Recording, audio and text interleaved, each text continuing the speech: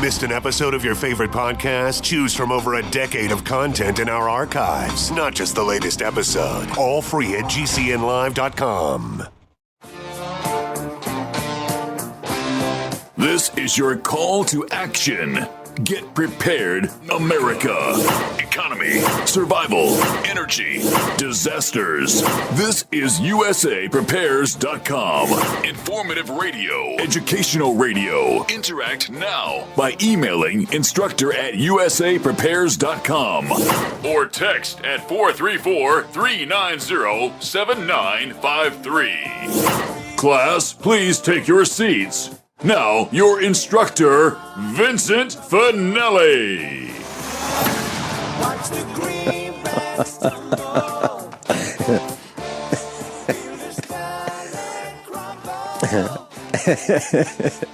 I said to Nathan, I was looking at the atomic clock, and we were just chatting off the air, and I said, "Are we going live?" He goes, "Right now we are."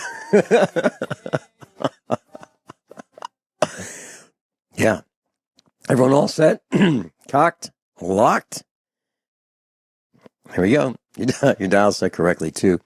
USAPrepares.com. We're delighted you're here. And we broadcast 2 hours from high atop the Missouri Ozark Mountains. Nathan's engineering the broadcast. And if you'd like to call us, 866-582-9933, 866-582-9933. There's a link to your instructors on the website. USAPREPARES.com. Captain John Ragan's with us. Welcome, Captain John Ragan. Good morning, Vincent. Hey, good morning. John, I understand that you're going to be speaking, the end of this month in Knoxville. Yeah, several hundred people will get the smiles wiped off their faces. Yeah, in person. And that's what we do every Monday. I want to give us a highlight?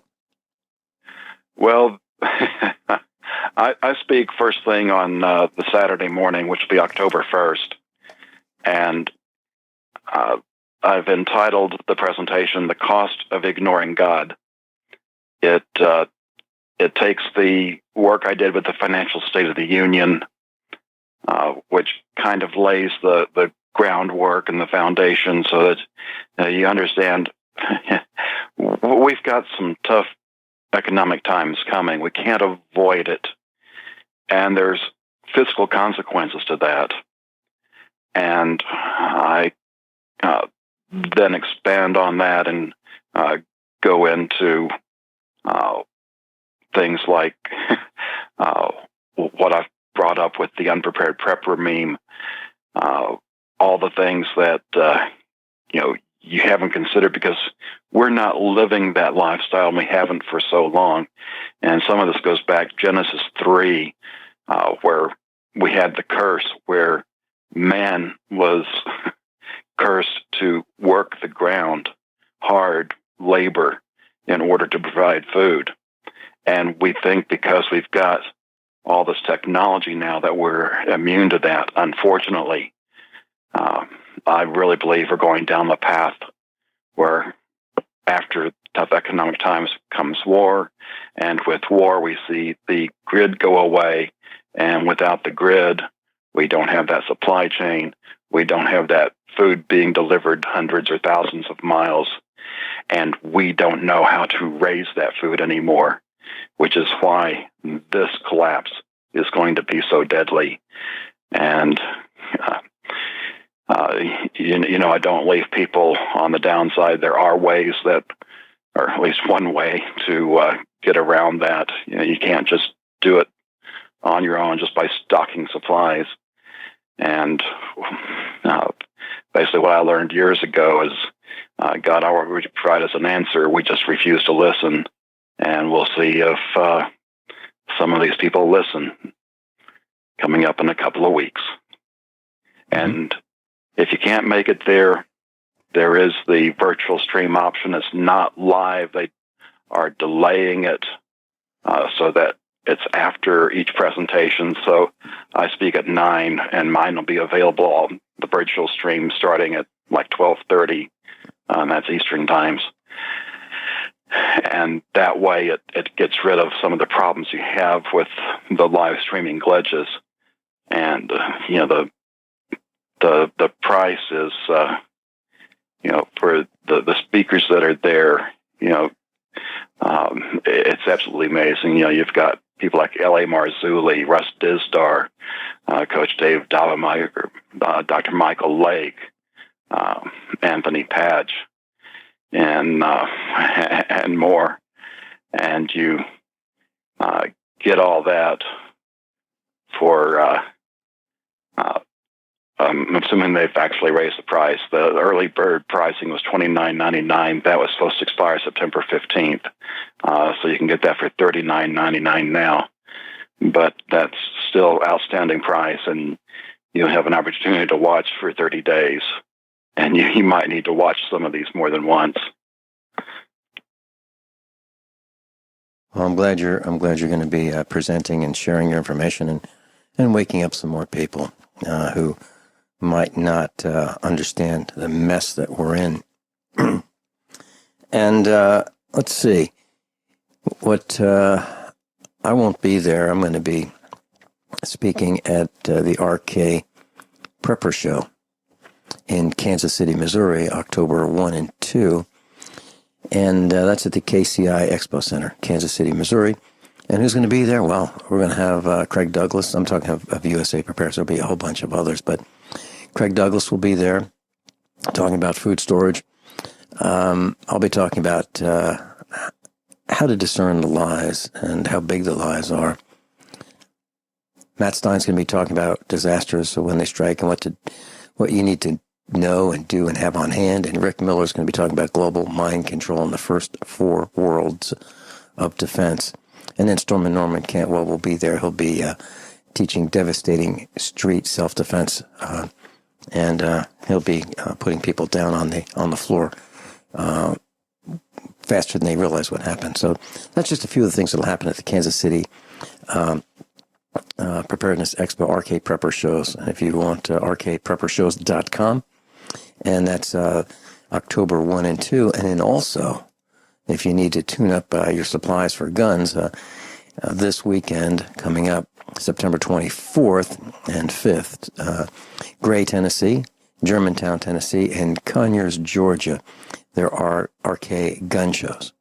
And so if you need guns, ammo, tools, supplies, or you want to get some expert advice from some of the vendors, there they are. Gray, Tennessee, Germantown, Tennessee, Conyers, Georgia. That's September 24 and 5. So, John Ragan, what do you have on today's blackboard? Well, before we get there, I think it's more scheduled to come. Oh, okay. I'm going to be on with Josh Tolley this Friday. That's great. His second hour. And his show runs exactly the same time as ours on GCN. But the good news is that GCN has the archives that, just cost you mouse clicks. And so you can get in and listen to those anytime you want. And we're also, they're trying to get all the speakers on with John B. Wells before the conference as well. But that one has not been scheduled yet. Yeah, that's awesome. That's awesome. Rick Miller and Matt Stein have been on with John B. Wells. As a matter of fact, I don't know if you're aware of this, but when he was on Coast to Coast, the last 2 broadcasts that he did were with USA Prepares Instructors. And the next thing you know, Matt Stein, Rick Miller, he's off the air.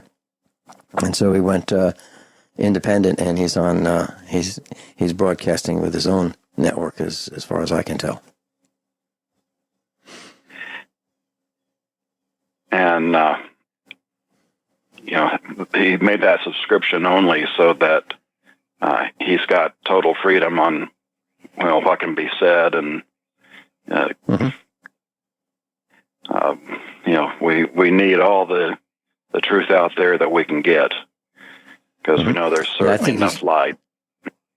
Yeah, I think he's an excellent broadcaster, and I'm glad you're doing that with him. Sometimes people don't follow along on the Financial State of the Union. I do a post every week with the resources. And while we did manage to get through everything I had lined up for discussion last time, you brought up one of the articles I had posted down below. Yeah, I'm on a diet. I'm on a diet. And it's working. The link's entitled, You Are What You Eat Eats. Yeah. Yeah. And this isn't anything new. The title of the article, Asian Seafood Raised on Pig Feces Approved for U.S. Consumers. Well, that pig poop is good for something. Doesn't matter what kind of diseases or heavy metals are in it. We could just feed it to the fish and ship it off to those stupid Americans. Yeah, we used to, and I don't know if we still do this, but in the United States, they would mix shredded newspaper, when people read the newspaper, I guess, with chicken poop, and they'd feed that to cows. And that's disgusting. It's absolutely disgusting. And I talked about the protein companies that would pick up the dead animals and like the deer that were hit on the side of the road and the chickens that would die from the power failure in those chicken factories, and they would just throw them into a vat and grind them up and heat them up.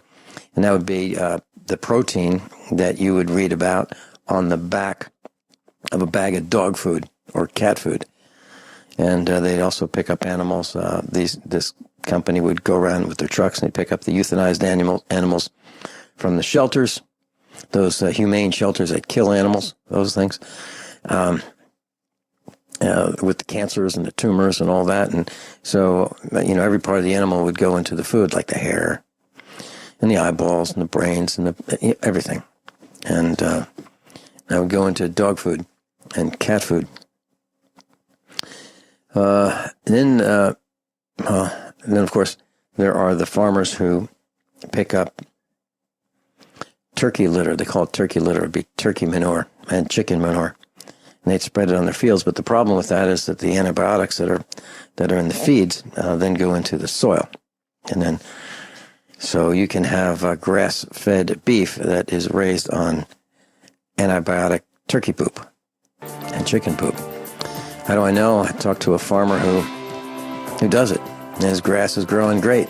And of course, then there's the human manure and the sludge that comes out of the wastewater treatment plants in the cities, and they will let you pick that up and as fertilizer, and you can spread that on your fields. And what's that got in it? It's got paint and hospital waste and insecticides and everything you can think of. Anything that goes down the drain goes in there. So we are what we eat.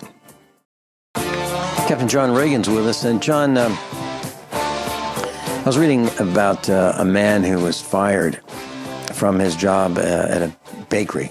They bake bread. And he was fired because he refused to use the bag of flour that had been infested with bugs. And the owner of the bakery said, look, use it and don't worry about it because, well, it's a whole grain bread and the customers won't notice, the extra crunchiness. And so he was fired. He refused to do it. And then there's a story about, and that was recently, that was a couple of days ago. Then 17 hours ago, there's a story that I was reading about last night about this man in Long Island who bought some cookies at Aldi, the house brand, the vanilla artificially flavored vanilla wafers, Benton's, Bentons brand. And right on the edge, there was a spider baked into the cookie. So obviously, in the mold, there was a spider walking around, and they just put the ingredients into it and cooked it right in there. And so he brought the wafers back, and then he got a $5 refund for it. But this kind of stuff is probably happening more than we know it. And one thing that I don't do, let me give you an example. Our son and I were traveling in the truck, and we're on a long haul. And normally we bring sandwiches and something to drink with us for the entire trip, but he decided he wanted to have breakfast after being behind the wheel all night. And so I said, he told me that there's a place up ahead that's open like at 9 o'clock or something like that. And I said, well, we don't want to go there because when they first turn on the grill, if we're first, that's when all the roaches leave the grill because they turn on the heat and they scamper away. So the last thing we want to do is eat, from a grill that has roach poop on it. And that's actually the truth. That's what happens. So these roaches live in these restaurants, and they love to go on the grills and the cooking surfaces and eat the grease and whatever else they can find, and it's disgusting.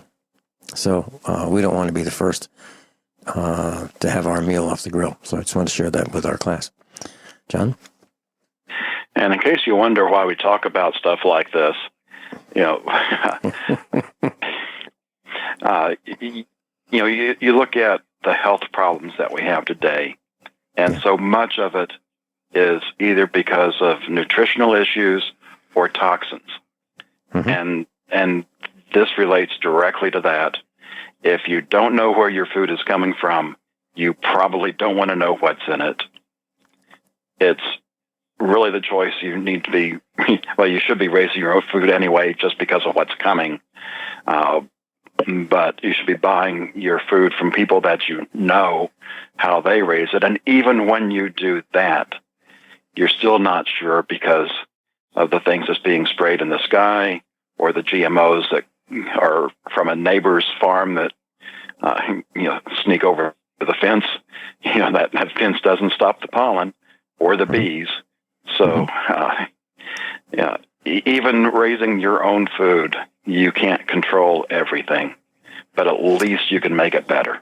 I was traveling in the Southwest, and I was on this dusty road, and there were these farms that grew these hot peppers.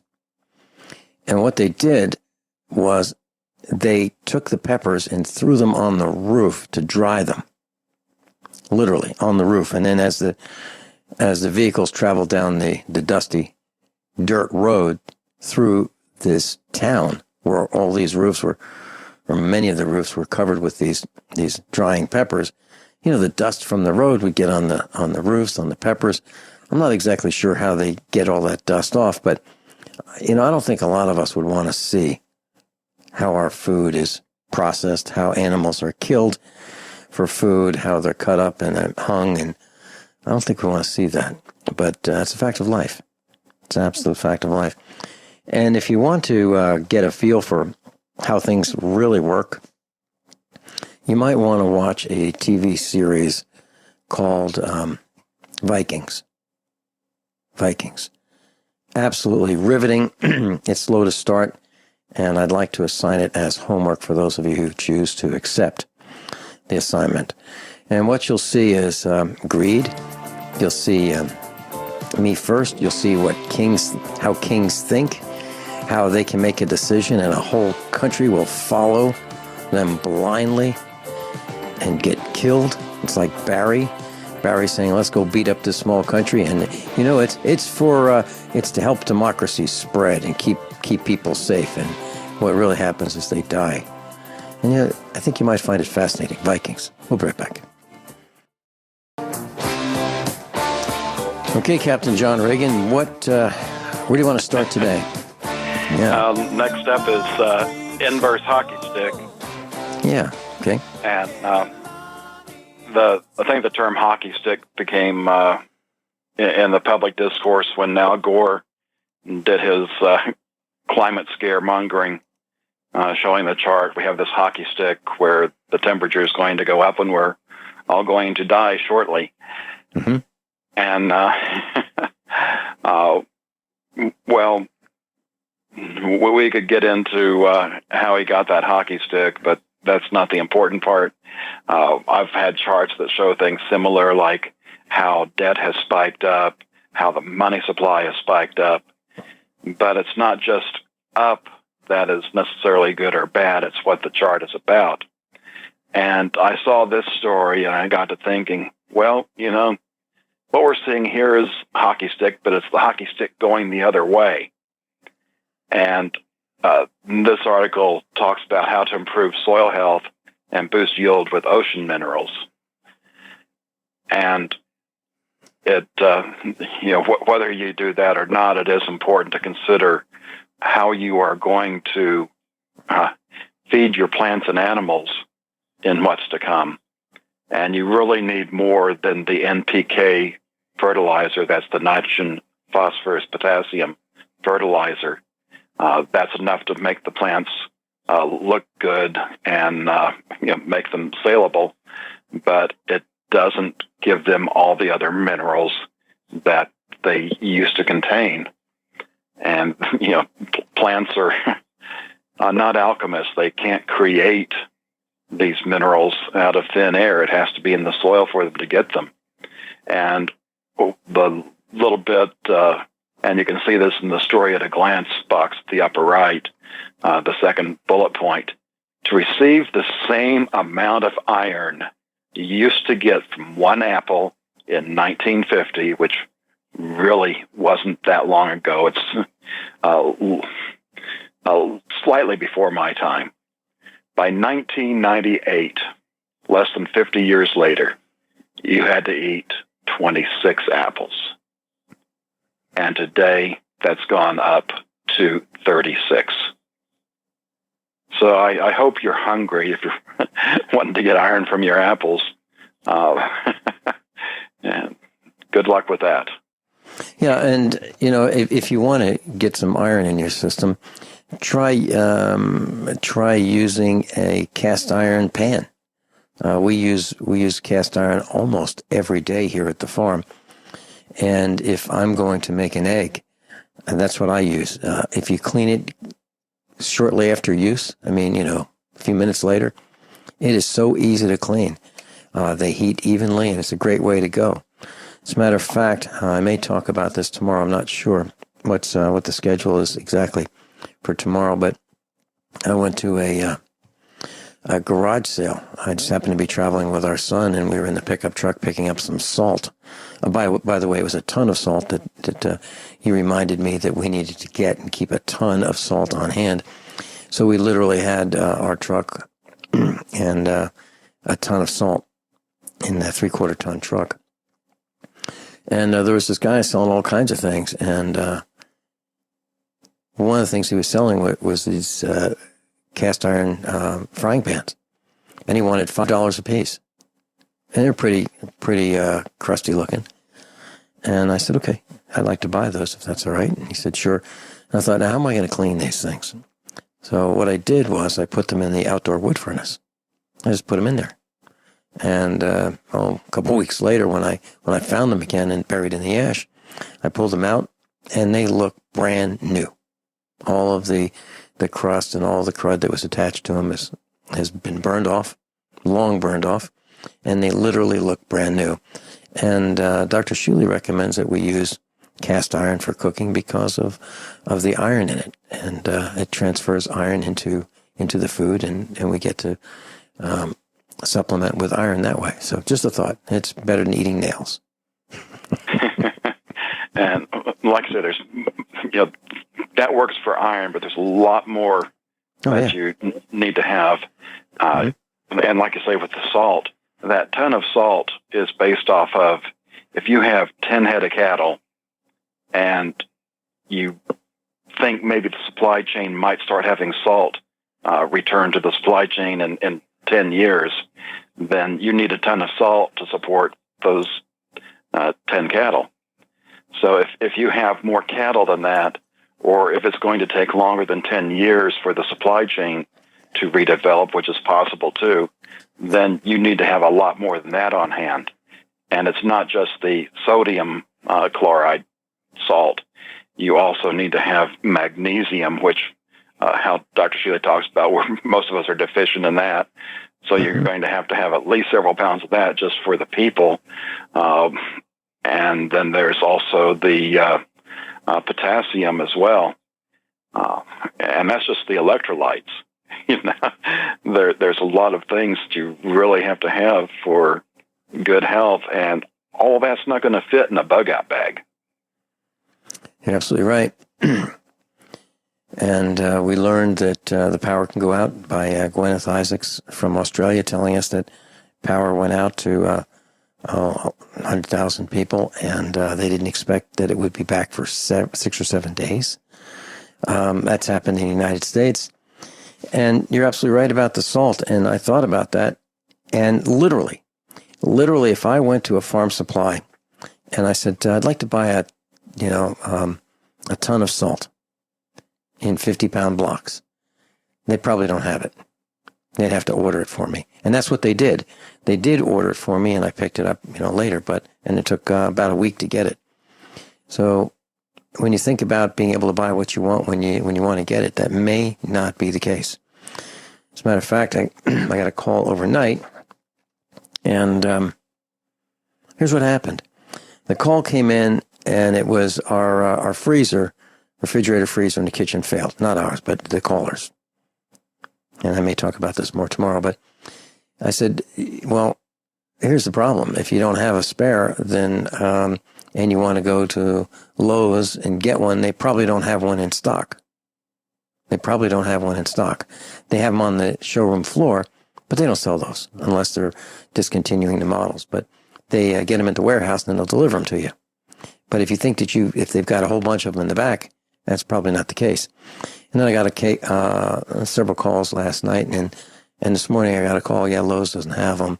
However, they have one that they wanted to blow out, and it was an Asian manufactured refrigerator freezer combination, and they wanted to get rid of it, and that's the only reason why they had it there available for sale and pickup today. So what we've been talking about, John, is absolutely correct. You can't necessarily get what you want to get. Now, from the small retailers, the small mom and pop appliance stores, yeah, probably.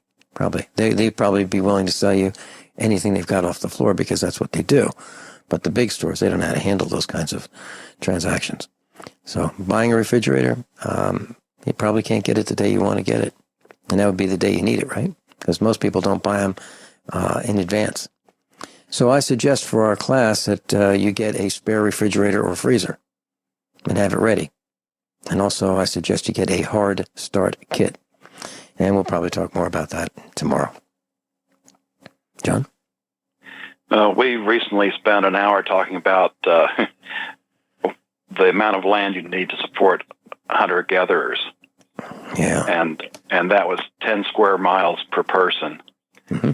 And I hadn't had a chance to do any research on that. And I've got a couple of articles this time that get into that because it really depends on where you are, what the carrying capacity of the land is. That first article I have up for hunter-gatherer, depending on, the resources, it can take 10 to 700 square miles of land per person, depending on climate. That is on the bad side of things.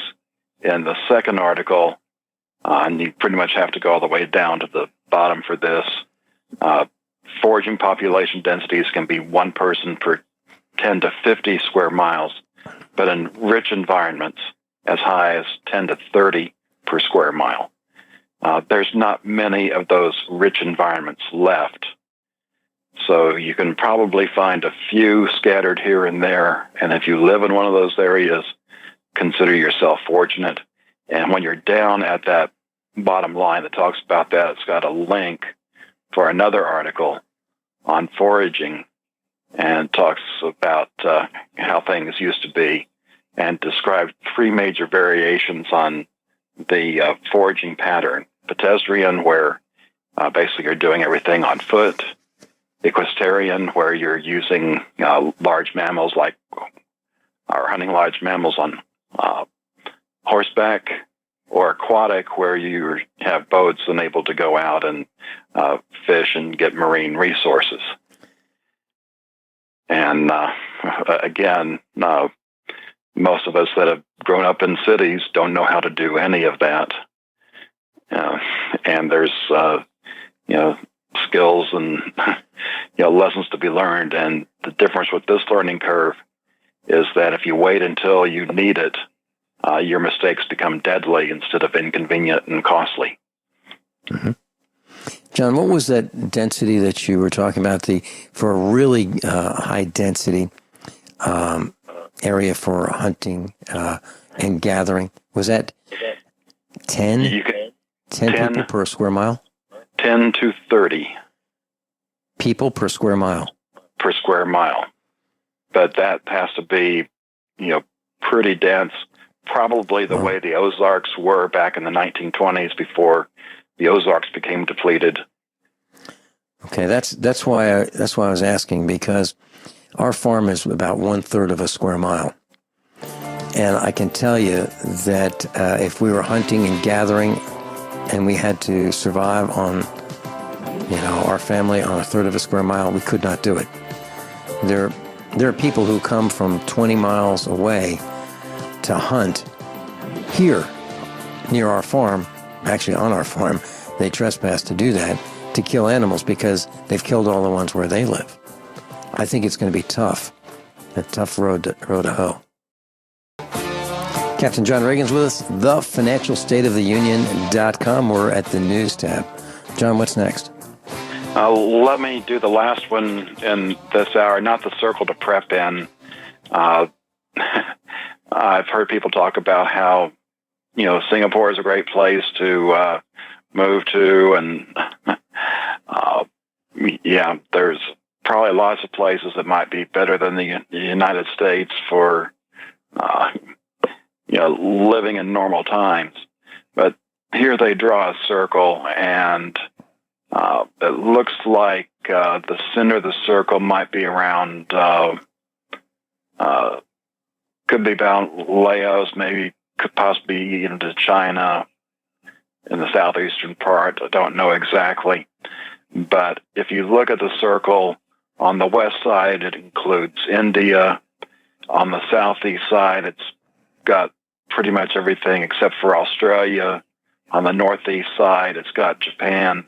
And then you can just finish the circle, which includes most of China and a little bit of probably the sparsely populated area of Russia.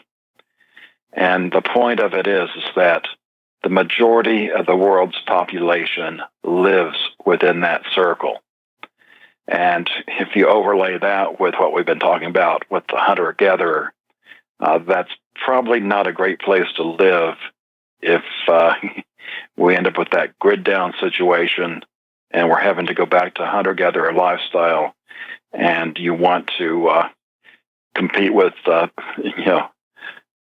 several billion people in a relatively small area of the planet. Probably not too survivable. And just want to point out the one above that, Child's Play. We could easily take an hour on that. This was an article that the survival mom, Lisa Bedford, did. 32 survival skills your child should know and be able to do as soon as possible, which includes things like growing vegetables from seeds, making a fire, knowing how to use a knife, things of that nature, which probably a lot of adults don't even know how to do. Yeah, how about using a slingshot or making a slingshot, or how to shoot using a slingshot? We don't do that anymore, right? When I was in elementary school, we used to take the coat hangers, a heavy coat hanger and a piece of felt and a couple strong elastic bands, and we used to make slingshots, carry them in our back pockets. Yeah, and you could literally hunt with those if you had to, small animals. Yeah, Lisa Bedford, did you get a chance to meet her? She was at a bunch of our expos. She's been on the air with us. Have you met her, John? I'm sure I did. I think I met most of our instructors while we had the expos. Yeah. She does a great job, and one of the things is basic first aid. That's absolutely critical. How to stay hidden and why. Self-defense. How many of us have taught our children self-defense, martial arts? How many of us have taken our children to self-defense classes for years? I suggest you consider a class for not only the discipline, but they may need it, and times are getting worse and worse and worse. No question about that. So learn how to protect and defend yourself and your family, because in a grid-down situation, you're probably going to have people come visit you and want to help themselves to the things that that you've been saving and securing and preparing for to keep yourself alive and your family. And it kind of surprised me how bad the dumbing down has got. It's not just these skills. I was looking back, and I wanted to confirm what my calculus series was.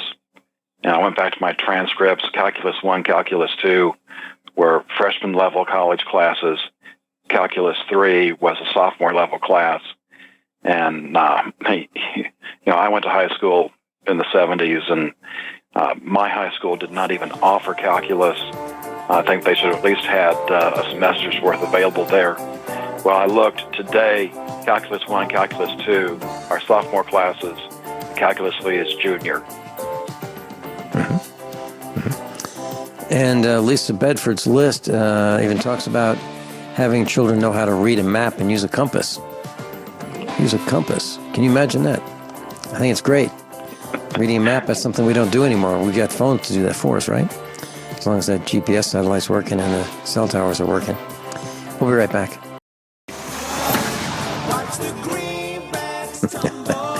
Everyone all set? Cocked? Locked? Hour number 2 of USAPrepares.com. Captain John Ragan's with us, and I am at thefinancialstateoftheunion.com.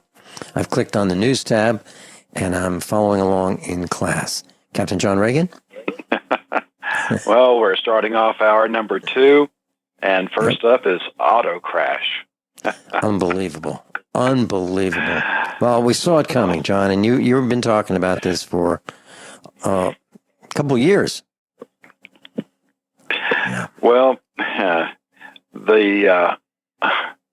it starts off with a chart of auto loans, and we see this thing steadily climbing from 2015 all the way up until September of this year.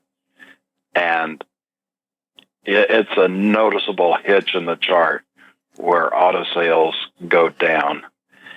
And when you look at the total vehicle sales, you can see where,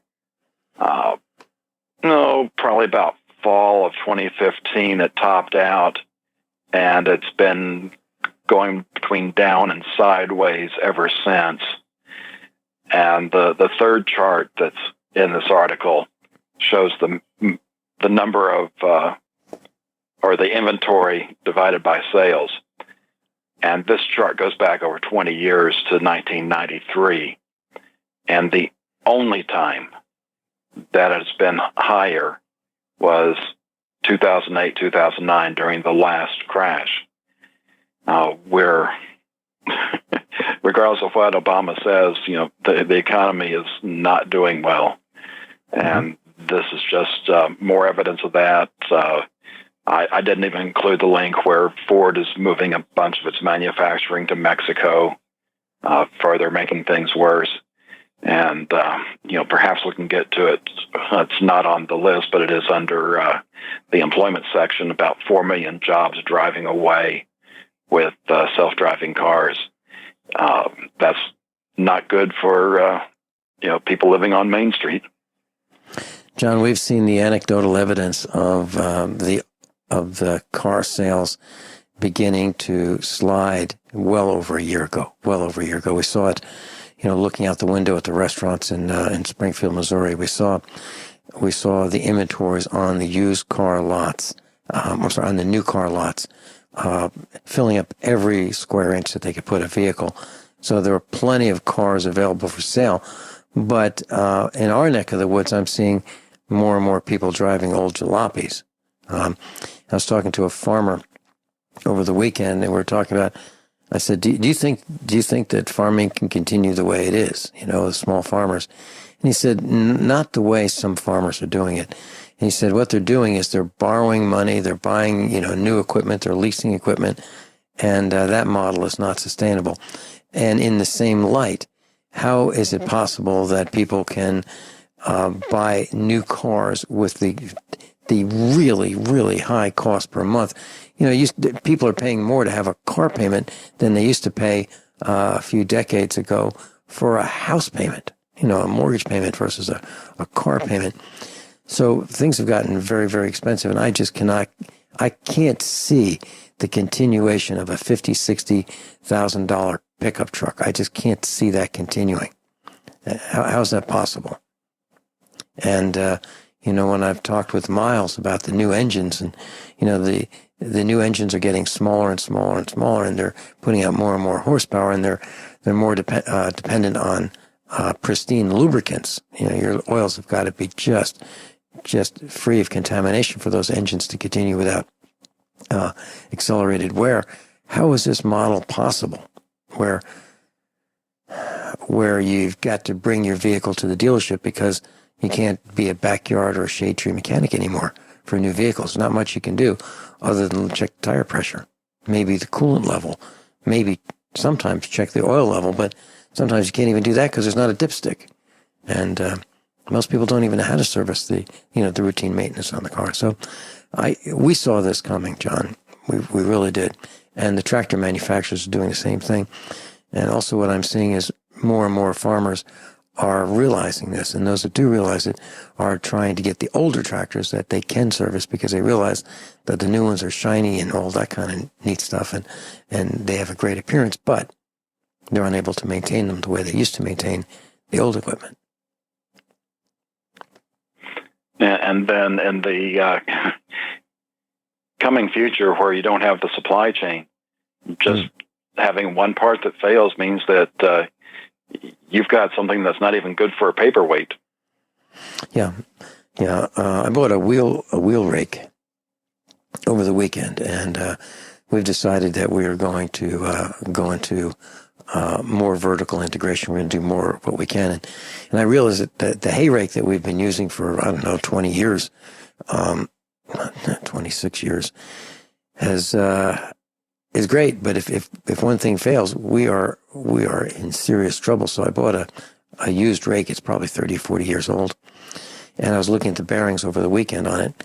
And the bearings are about $8 a piece. So I'm going to get some bearings. I'm going to get some new rake teeth for it. I'm going to go to a guy who changes tires and sells tires, and they've got a pile of tires that they need to get rid of. And so he'll just give me a couple tires, and I'll put some non-ozone cracked tires on it.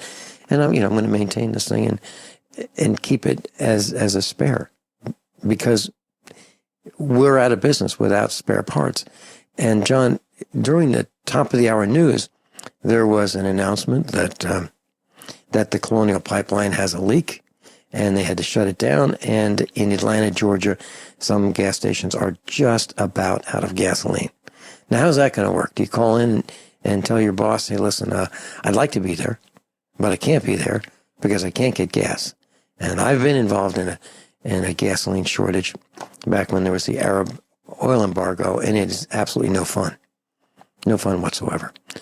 So if you're living in the East Coast, you might want to check into this Colonial Pipeline leak and shutdown, because there may be gasoline shortages in Georgia and Virginia and maybe even in the Carolinas. Did you read about that, John? Yes, I did. There's been at least 3 states declare states of emergency. Hopefully they'll have at least a workaround, if not a fix, by next week. This could affect me getting to Knoxville, because it affects at least parts of Tennessee as well. So I'm definitely going to keep an eye on the gas gauge and fill up when I can. Yeah, and what we do when we travel is we try really hard not to let our tank get below half for a lot of reasons. One reason is the fuel pumps in the tanks have more cooling if there's more fuel in them, and they tend to last longer. Another thing is you don't know necessarily if the gas station that is on your GPS is actually open and has fuel. You don't know if you'll be able to get to it. There could be accidents. I mean, you could be stuck in a traffic jam that could last hours. All kinds of things can happen, and it could be really, really hot, and you might need your air conditioning. So you might need, more fuel than you think you might need. So, word to the wise, if you want to do what we do, we try very hard not to let our tanks get below half when we travel. And just want to point out, that there is no shortage of gasoline. There's plenty of it. This basically comes from the Houston area.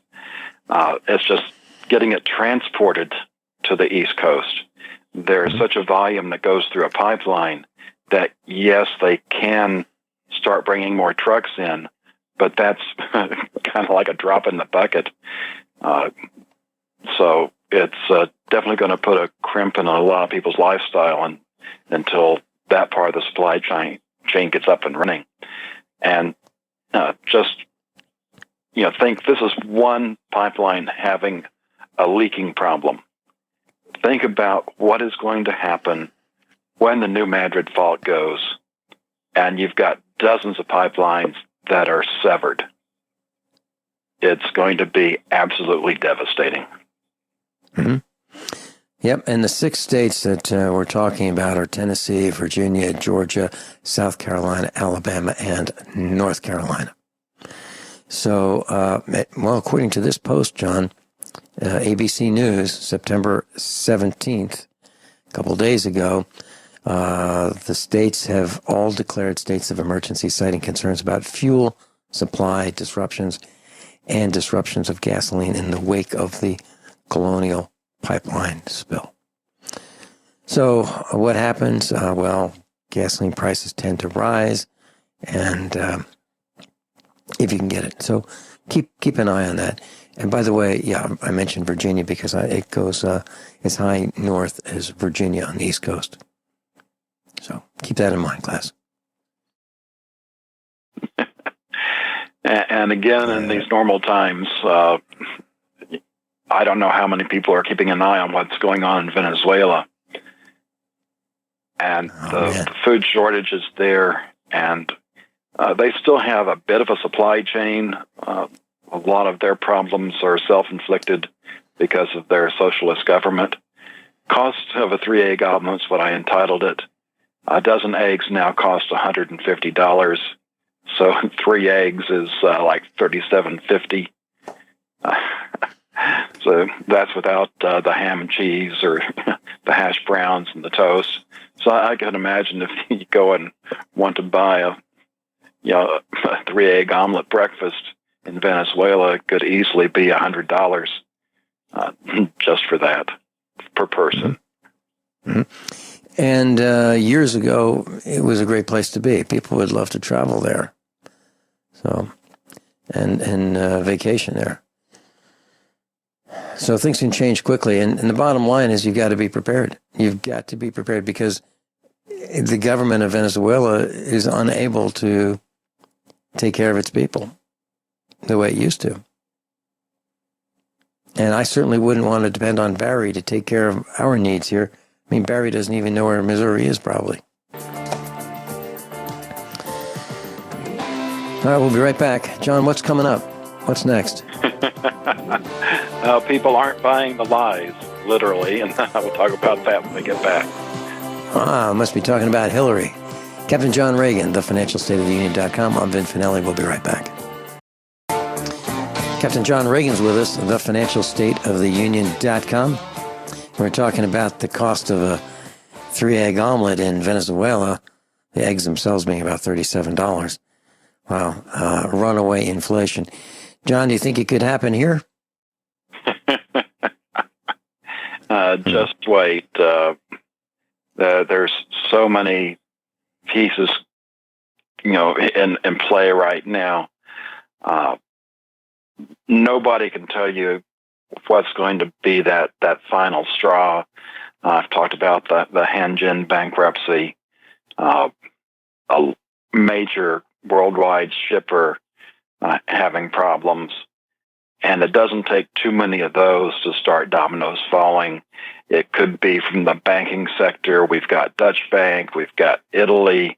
We've got banks in other countries in Europe that are just teetering. There's so many places that this whole thing could start. And once it goes, it's worldwide because of the globalization that we have going on.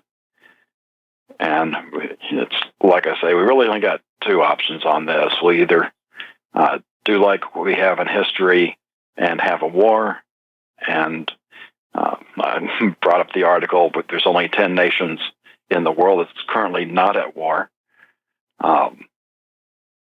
And,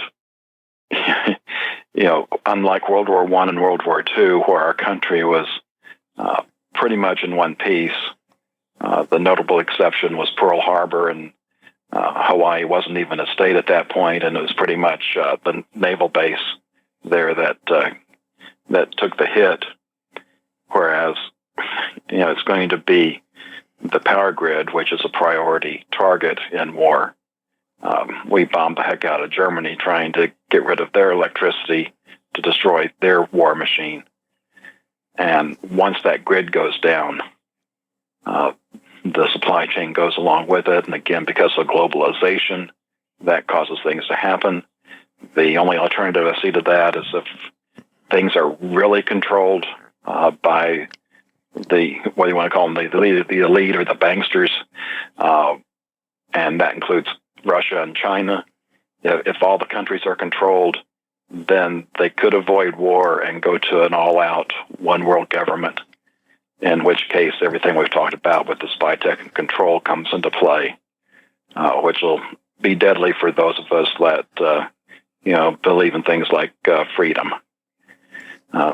So one way or another, we're going to see some interesting times. John, I was reading a post over the weekend about the Department of Justice Office of Inspector General says it is now okay. It is now acceptable for government agents like FBI types to appear, to pose as journalists, which means it is okay with the Department of Justice to lie to us, have their agents fraudulently represent themselves as journalists. Can you imagine that? The Department of Justice is saying it's okay for them to misrepresent, lie, and portray themselves as journalists. And what's the effect of that? Well, that increases the increasing rate of public mistrust of our government even further eroding our mistrust of governance. It's an absolute outrage. So when you think about, I was watching some of the videos of Hillary Clinton, her take on the explosions on the East Coast. And she just talks in circles, nonsense. Why would anybody even pay attention? Why would anybody assume that she even knows what's going on? And if she did know what was going on, why would we trust her to tell us the truth? Why would we? And that goes on to the next topic that you have about Hillary, right? Not buying the lies. Not buying the lies. Hillary released a new book, and in its first week, sold less than 3,000 copies. Mm-hmm. Now, we'll discuss that, what the meaning of this is when we get back from the break. Yeah. Let's talk about what 3,000 copies means.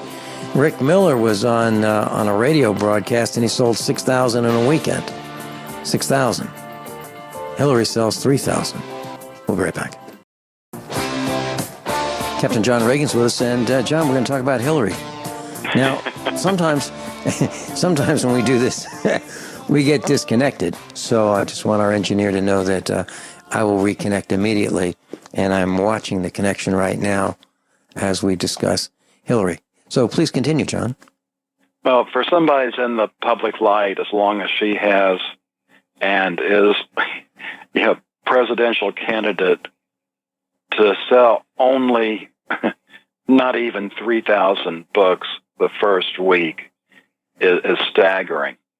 Now, we don't really know the reason for that. It could be that, people are just too darn broke to afford to buy a book. Or it could be that they're tired of buying her lies, literally. Mm-hmm. Could be a combination of that. Certainly, that doesn't bode well for the the publisher of the book, who probably put in a nice advance. Of course, the article does say that the profits from the book will go to a charity. Of course, right. Yeah, we know from the Clintons' tax return that their favorite charity is the Clinton Foundation. So I can't prove it, but I wouldn't be surprised if that's the charity they're talking about. John, did you read a post talking about where the Clinton Foundation funds go, and that actually only, I think it was 5.7% of their funds actually go to charity. The rest goes to, expenses and overhead and other. And the big category was other. Did you read that too? I believe I saw that. I think what's more disturbing is where the funds came from to begin with. Millions of dollars from countries and companies that don't necessarily have our best interests at heart. And you just have to wonder how many favors she's promised for those millions. And how could it be that she didn't promise favors? How is it possible that that foreign countries would funnel money toward the United States without asking for anything in return? It's impossible, in my mind, to think that. And by the way, she looked very, very weak in a video that I saw of her this weekend. Very, very weak, tired, worn out, weak, not presidential material. And I just can't stand her and her husband pointing their fingers at us. Who do they think they are? It's an outrage. It's disgusting. I can't stand either one of them. And I'm really looking forward to, and this is all my opinion, that she will have spent all the money that she has, all of it, and does not become president and loses all of her influence. And she just goes off to the sidelines and becomes irrelevant. That would be just wonderful, because she and her husband have done so much to damage the United States of America that it's scandalous. I think that's the least of their worries, because if Trump gets in, just given what she's done with her email server, I think they're facing jail time. Wouldn't that be great? Wouldn't that be? It'd be wonderful for them to be our guests. I really think that would be great. It's about time. And I got a call from Werner Bach over the weekend, and he told me that the International Court in The Hague is now beginning prosecuting people for crimes against humanity.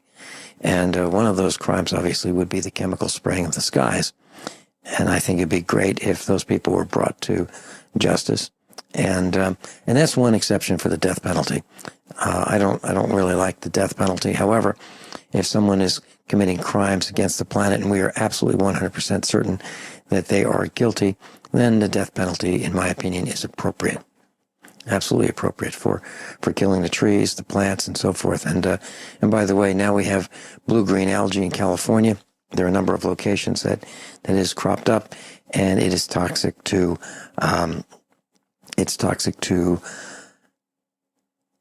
wildlife. It's toxic to livestock. It causes gastrointestinal distress, skin rashes, and even death to livestock and wildlife. And it's happening in California. And I believe it's the same kind of algae that we've been talking about for months here. We've seen it on the farm. It's like a thick carpet, and they're seeing it in California as well. And it's now made the news. But we have been talking about it for months. And it's like astroturf on the clumps of astroturf on the surface of ponds, and even in our driveway. So they say it's heat related. And by the way, there are managers of lakes who are thinking about using herbicides in the ponds and lakes to see if they can minimize these algae blooms. Can you imagine that? Imagine the wildlife and fish and so forth that use that water. Man, oh man. And then where does that Where does that go later? It gets into the groundwater system, right? What are they thinking? They've just messed with this planet so much. But I'm looking forward to bringing these people to trial and meting out justice for their crimes against every living thing on the planet.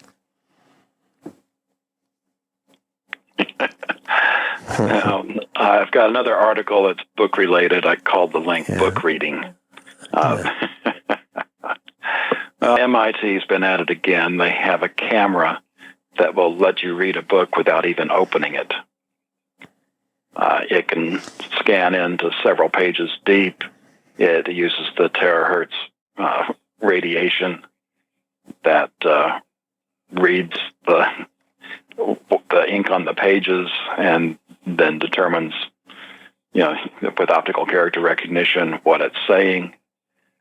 And you probably remember terahertz radiation being used by the government looking for whether it's hidden contraband or people in vehicles, and they don't really care what the radiation does to you. But I had another thought, what if they installed this type of technology at the post office? Because you know that your communiques electronically aren't really safe. Even if you encrypt them, good chance they've got technology to decrypt something. And so you take it down to the post office and you mail it, and your recipient gets the sealed envelope, and you think everything's just great. But what if they put it through this technology where they don't even need to open it, and they can read several pages worth of information? So control of we the villagers is so important that those who are the parasites of the planet are really interested in knowing what we're thinking, controlling what we're thinking, controlling what we're saying, controlling what we read, controlling our speech, controlling our food, controlling everything, John, everything. There's nothing that they don't want to control, including our reproduction, right? And that's what's coming up next. The eugenics movement is nothing new. It was here in America 100 years ago. The Nazi program came out of the American program, and now it's called transhumanism. And we've talked about a few things here and there. One of the recent ones was how they found a way to start the egg going without the male. Didn't need the sperm anymore. Well, now scientists have developed a way to make embryos from skin cells instead of eggs. So they don't even need women now. Mm-hmm. You can just imagine the fun that these wonderful psychopaths will have creating humans without the need of humans. You're talking about the Nazis, and there was a cross of honor for the German mother. It was called a Mother's Cross. I guess that was the abbreviated term for it. And it was hung on a blue type ribbon. And the cross was available in three classes of order. There was the third class, which was bronze. And if a mother had 4 to 5 children, she was eligible for the third class bronze Mother's Cross. 6 to 7 children, that would be the second class, that would be the Silver Cross. And then the third would be the gold Mother's Cross with 8 or more children. And I happen to have purchased many, many years ago examples of first, second, and third class Mother's Crosses to remind us that our children can be cannon fodder. And these mothers could be duped into having children, bearing children, and sending them off to be targets and maimed and wounded and killed. for their leader. And I suggest that all parents today consider not allowing recruiters on the high school campus of their child's school. Throw those guys out, because they are trying to encourage your children to be cannon fodder, to fight someone else's wars, and you'll get a chance to have your child exposed to very serious damage, including mental damage for life. And John, I've noticed that some of our friends who are married to guys, or the guys themselves, who have been to wars, are using CPAP devices, these positive airway pressure devices, so that they don't die during their sleep. I've never heard of this until we sent them off to war. And they were kind of embarrassed to come to our house and use these devices. So, and we found that there's a link between going to the Middle East and fighting other people's wars and CPAP devices. Think about that, class. Is that happening in your house? We'll be right back. You know, John, I've got kind of a somber tone today, and it's because a lot of the things that we've been talking about are happening, and there's a study about Venezuela, which you mentioned earlier in the broadcast, and it's on the brink of famine, with about 15% of the villagers saying that they can only feed themselves with food that has been discarded, meaning thrown in the trash. Nearly half of them say that they've had to take time off from work to search for food. And it's even worse than that. 3 out of every 4 Venezuelans, about 72%, were unable to feed themselves an optimal diet, meaning breakfast, lunch, and dinner. 24% of them say they rarely eat protein, and they're living off, what they can find. And half of them, actually more than half, 52% of them in Venezuela, are buying their food through the black market. And 54% of them say that they had gone to bed hungry. Pretty serious, John. And that's happening in Venezuela right this minute. That's an article that I read that was posted yesterday. Breitbart.com. Meanwhile, here in the United States, those that are wide asleep have the new NFL season. And the last article I have for hour 2, fair. It's almost time for the State Fair of Texas. And they have some insane food creations for this. And there's a Walmart here in the Dallas area that's going to have a restaurant opened in it where you can enjoy these fair treats year-round. There's everything from cookie fries to bacon margaritas, fried Pop-Tarts. They're very creative on this.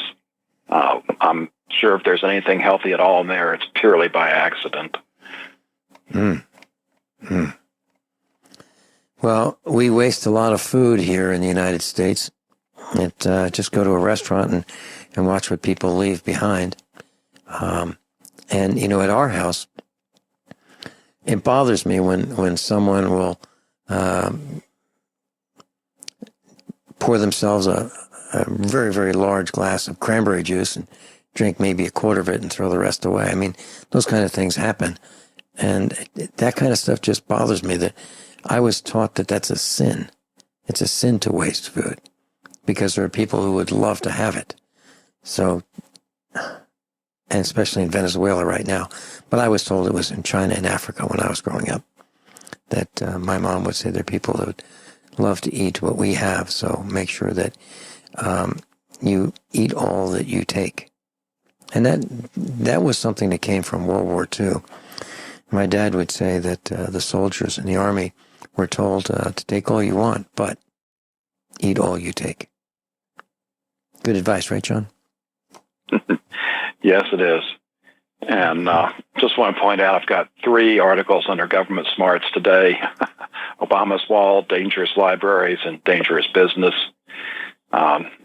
The Democrats don't want us to build a wall to protect the United States at the Mexican border. However, we're spending taxpayer money to protect Mexico from illegal immigrants on their southern border. Government libraries are having problems, so there's these free libraries popping up, and governments don't like that. And of course, it's from California. A county orders a girl to get $3,500 in permits and insurance to keep her lemonade stand open. The country has just gone insane. Yeah, and you're talking about walls and building walls. Well, Barry and the boys and girls at the White House don't feel safe because there are people who have jumped the fence. So what is their answer? They're going higher, John. They're building a higher fence. We don't want one around our country, but we do want one around the White House, even taller. And when Barry goes to play golf, he brings about a caravan of 10 vehicles with him so that he can feel safe. And can you imagine trying to play golf when Barry's on the golf course? You're going to be thrown out. Think about that. John Ragan, thank you so much for being with us today. Class above all, honesty and integrity. What happens next is up to you.